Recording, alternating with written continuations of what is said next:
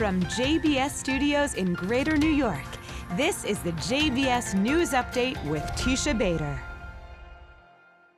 I'm Mark Golub, sitting in for vacationing Tisha Bader with today's JBS News Update for Wednesday, April 24th. We begin with a very disturbing story out of the University of California at Berkeley. The official student organization at Berkeley is known as the ASUC, the Associated Students of the University of California. The ASUC has regular meetings to consider various positions the student body wishes to adopt, such as adopting a resolution opposing the concept of male and female gender. The ASUC has also elections for its own Senate. At the ASUC's most recent meeting, to determine who would qualify for its elections, there was a long and heated discussion regarding the disqualification of Jews. The disqualification was not framed in terms of a student's being Jewish. Rather, it was all about the disqualification of Zionists, which has become an ugly, bigoted way of expressing anti-Semitism against Jews. For example, at the ASUC meeting, the IDF was charged with training American police on how to kill African Americans. And any student who was friends with a Zionist was charged with complicity in oppression, the prison industrial complex, and modern-day slavery. And when the argument was made that there should be more Jewish student representation on the organization, the suggestion was ridiculed as one of white tears and Zionist tears. In general, the ASUC meeting, attended by more than 200 Berkeley students, became a platform for anti-Semitism. Well, the Jewish community of Berkeley has responded forcefully, publicly, and with outrage, expressing their being appalled and deeply pained by the anti-Semitism verbalized at the ASUC meeting. A joint statement signed by various Jewish groups at Berkeley reads in part, "We as Jewish students condemn the events of and stand united against the hatred and ignorance that permeates our campus. We ask that the campus community stand with us, make your voice heard, and show that Berkeley truly does stand united against hate." In a similar statement, the nonprofit organization Alums for Campus Fairness also expressed they were appalled by the anti-Semitic remarks made at the ASUC meeting, saying, "We cannot stand by as harassment and intimidation are directed towards the Jewish community through any means, including the use of anti-Semitic tropes and conspiracy theories. This gross display of anti-Semitism is a stain not only on ASUC Senate, but on UC Berkeley as a whole. We call on the administration and student leaders to take corrective action to protect the Jewish and Zionist community on campus." On January 23, 2002, Jewish journalist Daniel Pearl was kidnapped in Karachi, Pakistan by a terrorist organization. The terrorists said they would murder Daniel Pearl unless the United States released all Pakistani terrorists and released a shipment of F-16 fighter jets, which the U.S. was refusing to send to the Pakistani government.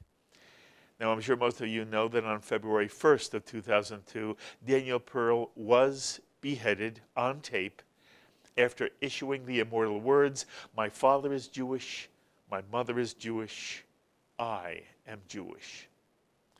Well, the Pakistani police have finally arrested the last terrorist responsible for the kidnapping and murder of Daniel Pearl. The other 3 terrorists responsible for Pearl's tragic death have already been captured. 2 are serving 25-year prison sentences, while the leader of the group is serving life imprisonment. In Lakewood, New Jersey, there's a condominium in which 2/3 of the residents are Orthodox Jews. These Orthodox residents, who want to uphold the rules of modesty, have created condominium rules mandating times when only men or only women are permitted in the condominium's swimming pool. Men are permitted to use the pool 16 and a half hours a day. Women are permitted to use the pool 3.5 hours a day after 5 p.m. 25 hours are allotted for mixed swimming a week. When a number of residents violated these rules, they were each fined $50 by the Condominium Association, and these residents took their case to court, arguing that the swimming pool restrictions were a form of sex discrimination. Well, the U.S. Circuit Court of Appeals for the Third Circuit found for the plaintiffs, stating that the condominium policy of giving more pool time to men than to women violated both the New Jersey law against discrimination and the Federal Fair Housing Act. However, the court did not say that gender-segregated pools are in themselves unlawful. Well, in case you haven't heard, Israel is a leader in the production of renewable energy, such as solar energy. This week, Israel set a new record of its own as the Israel Electrical Company reported that renewable energy accounted for more than 19% of Israel's total energy production.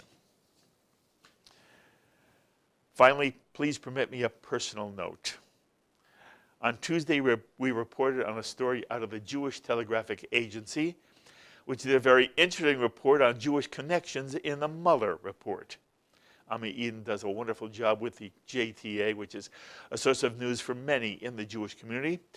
And as a part of their story, I mentioned that the Mueller report had found no Russia collusion by Donald Trump or anyone in the Trump campaign. I received a very critical email from one JBS viewer who wrote, "Mark, I saw your JBS News update that reported that Trump was not found to have colluded with Russia, with no mention of the 37 indictments and 5 plea deals by Trump associates. How far right-wing are you going to get, Mark, without showing the full picture, Mark? I get that you only care about how news affects the Jewish people. For Israelis, he may be a great guy, but here in America, he is a traitor and a crook, the likes of which we haven't seen since Nixon. Until you show the full story, I will never donate a penny to your station. Regards, Mike, interestingly enough, Golub. No relation. Of course, Mike has every right to his opinion. Every single one of you does. And any one of you can think I'm too far right or too far left. And it's always amazing to me. I get emails about something I've said where I'm accused of being too far left and too far right about the very same words I've uttered. So Mike thinks I should have elaborated on the Mueller report. Mike is upset I did not say how bad Trump is, that somehow I only gave part of the story. I don't agree with him. The story was not about Trump, but he has every right to his opinion. What I would ask Mike, or anyone who agrees with him, that unless I say President Trump is a traitor and a crook, he will not support JBS. I'd ask you to consider what it means to say JBS should go off the air. JBS is making a wonderful contribution to Jewish life. You see a wide diversity of opinion on JBS, from Peter Beinart and Dan Kurtzer to Mort Klein and Carolyn Glick. People are learning Hebrew, studying Talmud on JBS. People can see programs from the 92nd Street Y and lectures and conferences. And most important of all, JBS is enabling people to feel part of the Jewish community. I receive the most wonderful, touching emails from people who tell me how much it means that JBS televises live Friday night and holiday services. JBS is the only place on American television that has this programming. And yet Mike and others who believe I'm on the right, which I think is ludicrous. It means you're not listening to any of the things I say all the time. But if you think I'm the bad guy, that therefore JBS should not be supported, that JBS should go off the air, I would ask anyone who thinks this way to think again. Disagree with me, Don't punish the Jewish community watching JBS by withholding financial support of this channel, which is the only way we can continue to produce the only serious Jewish presence on American television. And that's the JBS News Update for Wednesday, April 24th. Micah Halpern is up next with Thinking Out Loud, and I hope you'll join me at 9 p.m. when I'll be sitting with Tal Kanan, who's written the Jewish Book of the Year, God is in the Crowd.